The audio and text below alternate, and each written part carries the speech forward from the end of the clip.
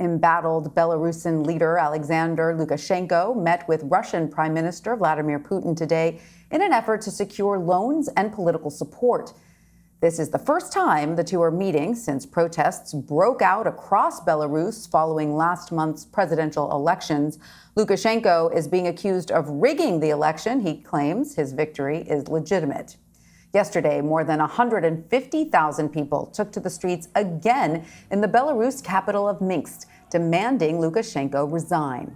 To talk more about this is CBS News foreign correspondent Chris Livesay. He joins us from Rome. Chris, thanks so much for being with us. So, Russian President Vladimir Putin announced he agreed to a $1.5 billion loan to Belarus. What are the stipulations behind this loan, and how is it part of the bigger picture?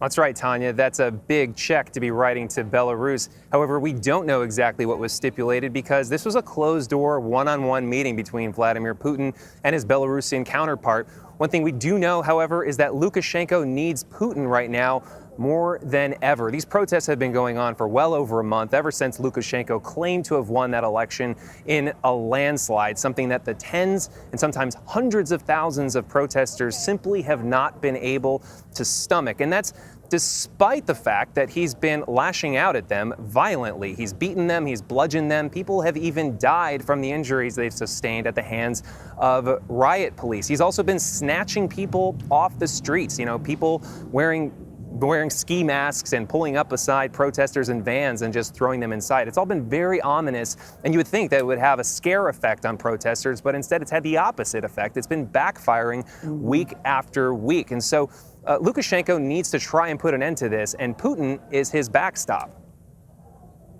So, Putin also mentioned that Lukashenko presented a proposal for constitutional reform. Can you tell us about this and the kind of support Russia plans to give? Is this an attempt to, hand out some kind of olive leaf or olive branch, rather, to the protesters?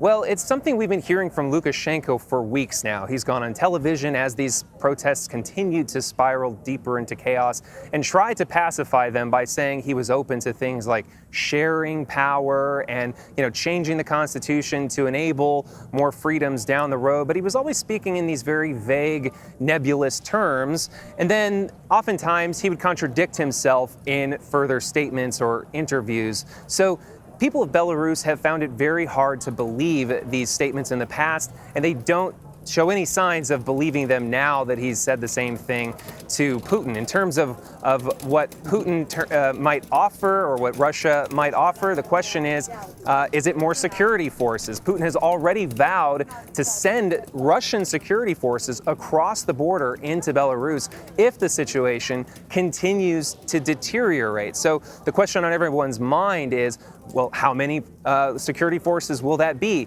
And will they stick around as they did in places like Georgia and Ukraine, other former Soviet states in the immediate orbit of Putin, when they had their own political upheavals and took advantage there? Will he do it again now in Belarus?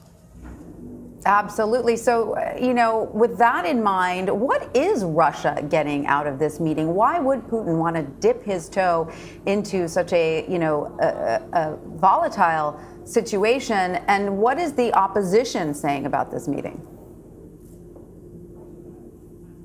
Well, as much as Lukashenko needs Putin, Putin also needs Lukashenko. Even though they've had a sort of up and down relationship over the past year, he knows that Lukashenko is the only thing that stands between him right now and NATO and the European Union. Just on the other side of Belarus, you have countries like Lithuania and Poland, which represent the West to Vladimir Putin. And he's felt extremely alienated by the West as of late, specifically after the alleged poisoning of Alexei Navalny, the Russian dissident who was flown to Berlin and in order to receive treatment, barely survived. And, Putin received just an enormous amount of backlash from the West, from the United States, from the European Union, from the United Nations, condemning those actions. Now, of course, Putin and Russia have denied any involvement in that poisoning, but nonetheless, he's felt very alone. So this meeting was an opportunity for him to shore up support from an old ally.